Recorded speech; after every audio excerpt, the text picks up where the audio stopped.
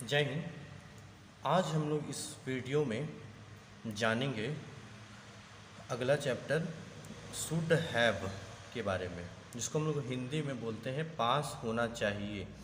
किसी वस्तु के बारे में यहाँ पे बात होगा, दैट मीन्स किसी ऑब्जेक्ट के बारे में ही यहाँ पे बात होगा। या आप साफ शब्दों में कह लीजिए किसी वस्तु के बारे में बात होगा कि वो वस्तु जो है किनके पास है।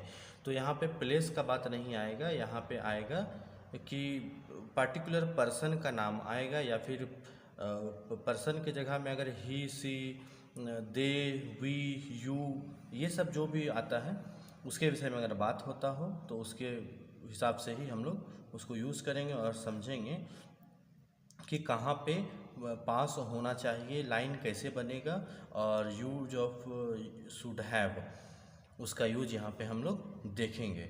सबसे पहले हम लोग बाय एग्जांपल समझते हैं, उसका फिर फॉर्मूला हम लोगों को अपने आप समझ में आ जाएगा कि मेरे पास पैसा होना चाहिए।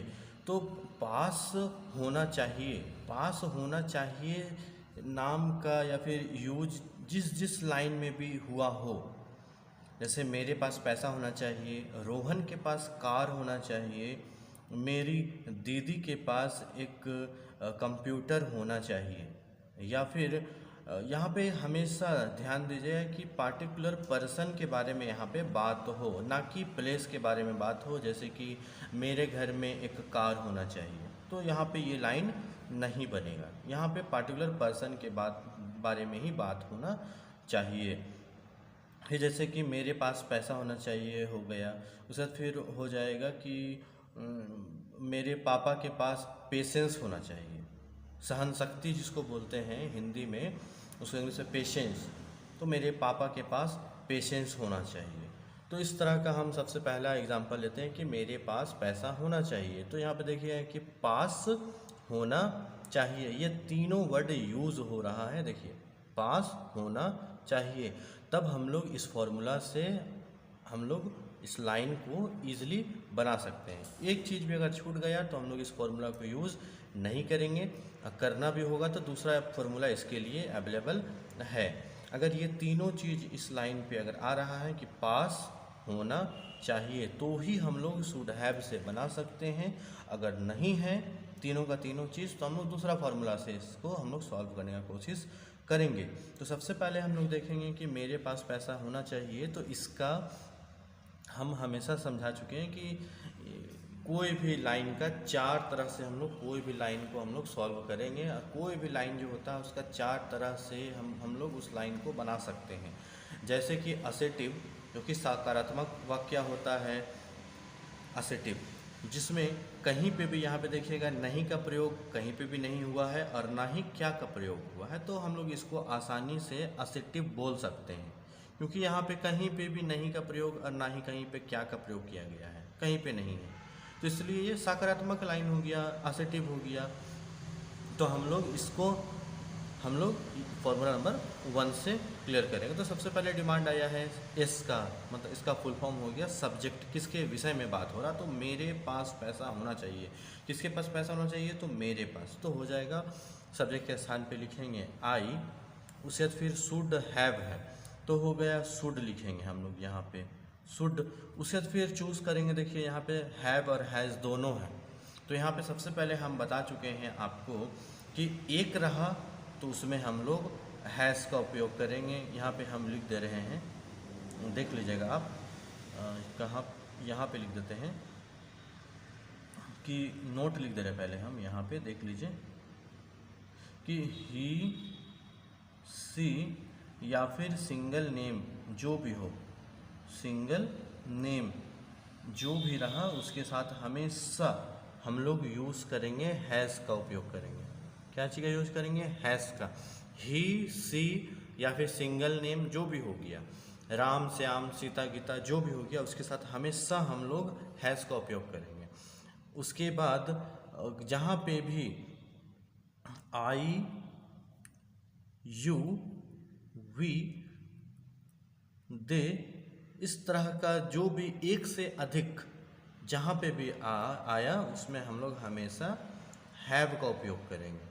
ध्यान रहे आई यू वी दे या फिर दो नाम एक साथ यूज हो रहा, जैसे कि राहुल एंड श्याम, दो नाम यहाँ पे साथ में यूज हो रहा है, इसका मतलब व्यक्ति विशेष यहाँ पे दो है, इसलिए हम लोग यहाँ पे हैव का उपयोग करेंगे। उसी प्रकार हम लोग एग्जाम्पल में जाते हैं कि मेरे पास पैसा होना चाहिए, तो मेरे आई हो गया, तो आई के साथ यहाँ पे आप देखिएगा क्या यूज हुआ है, तो हैव यूज हो गया है। तो इसलिए हम लोग फॉर्मूला सबसे पहले देखेंगे कि हम लोग आई के साथ क्या यूज़ करेंगे, हैव और हैज़ में सिलेक्शन करेंगे तो हैव आएगा यहाँ पे, इसलिए हम लोग यहाँ पे हैव लिखेंगे। उसके बाद फिर ऑब्जेक्ट का बात आ रहा है, तो मेरे पास पैसा होना चाहिए, तो पैसा हो गया हम लोगों का ऑब्जेक्ट, तो हो गया आई शुड हैव मनी। उसी प्रकार हम लोग एक लाइन बनाते हैं नकारात्मक वाक्य जिसमें नहीं का प्रयोग होगा। आप देखिएगा, मेरे पास पैसा नहीं होना चाहिए, तो इसमें देखिए कि यहाँ पे नहीं का प्रयोग होया हुआ है, इसलिए हम लोग इसको फॉर्मूला नंबर 2 से बनाएंगे। क्योंकि ये नकारात्मक लाइन है, इसलिए हम लोग यहाँ पे नेगेटिव। आप ज़्यादा से ज़्यादा अगर प्रैक्टिस कर लेते हैं तो आपको आसानी हो जाएगा समझने में। उसका हो जाएगा नेगेटिव लाइन से, सबसे पहले सब्जेक्ट का यहाँ विषय में बात हो रहा, तो यहाँ पे हो जाएगा आई, उसके बाद फिर डिमांड आया है शुड का, तो शुड हो गया, नेगेटिव वाला फॉर्मूला आप देख लीजिएगा तो शुड आया। उसके बाद फिर डिमांड आया है नॉट का, तो यहाँ पे नॉट लिख देंगे। उसके बाद फिर हैव का यहाँ पे आ गया है, और हैव और हैज़, तो आई के साथ हमेशा हम लोग हैव का प्रयोग कर रहे हैं। उसके बाद फिर हम लोग यूज़ करेंगे ऑब्जेक्ट मतलब मनी। तो उसको एक साथ अगर हम लोग पढ़ते हैं इस लाइन को तब अच्छा सुनाई देगा, I should not have money. उसके बाद फिर अगर इंट्रोगेटिव लाइन बनाते हैं तीसरा, कि उसमें क्या से स्टार्टिंग होगा, क्या मेरे पास पैसा होना चाहिए। यहाँ पे देखिए क्वेश्चन मार्क भी आएगा साथ में, और क्या पे ये लिखा हुआ रहेगा, तो उसको हम लोग जाहिर सी बात है कि इंट्रोगेटिव लाइन ही बोलेंगे। तो इंट्रोगेटिव लाइन को हम लोग बनाएंगे फॉर्मूला नंबर 3 से। यहाँ आप देख लीजिए फॉर्मूला नंबर 3, तो उसमें हो गया सबसे पहले डिमांड आया है शुड का, तो हम लोग यहाँ पे शुड उतार लेंगे, सबसे पहले शुड उतार लिए। उसके बाद फिर डिमांड आया है सब्जेक्ट का, किसी विषय में बात हो रहा है तो आई के विषय में बात हो रहा है। उसके बाद फिर चूज़ करने का है हैव और हैज़ में, तो आई के साथ हम यहाँ पे बता चुके हैं कि हैव का यूज़ करना है, इसलिए यहाँ पे हम सिंपल सा बात की हैव लिख लेंगे। उसके बाद फिर मनी लिखेंगे, ऑब्जेक्ट वही ना है मनी, तो हो जाएगा शुड आई हैव मनी।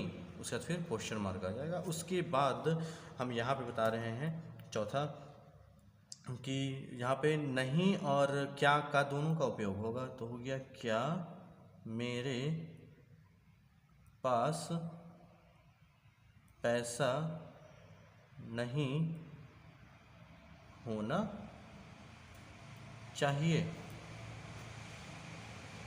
तो इसका हम लोग आंसर लिख देंगे।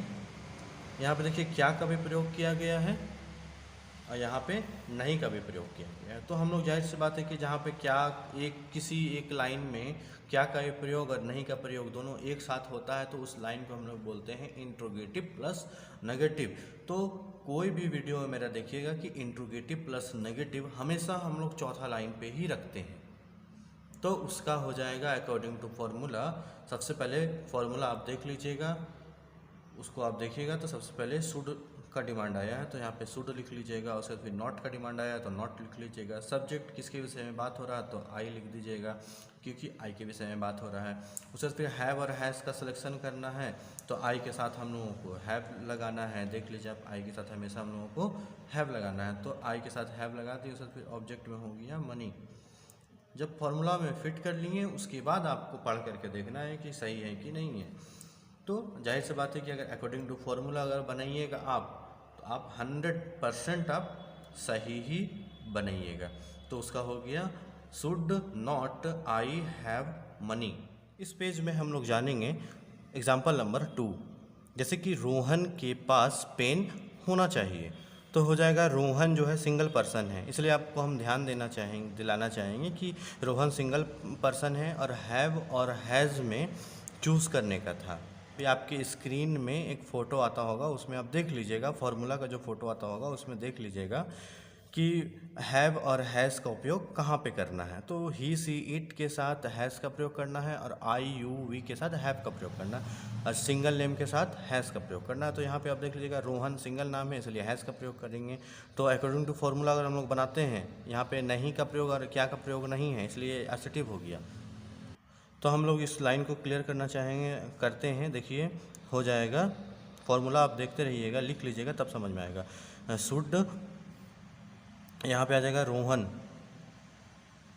Rohan should has a pen.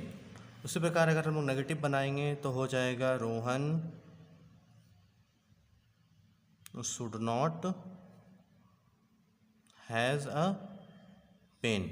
उसी प्रकार इंट्रोगेटिव बनाएंगे तो देखिए शुड पहले आ गया है, हो गया should Rohan has a pen. उसी प्रकार इंट्रोगेटिव प्लस नेगेटिव बनाइएगा तो देख लीजिएगा शुड के साथ नॉट का प्रयोग भी किया गया है तो हो जाएगा should not Rohan has a pen.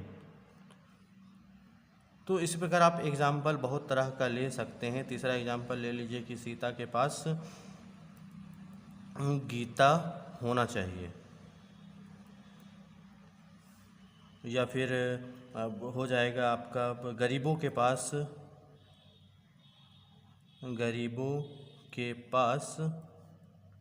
मकान होना चाहिए।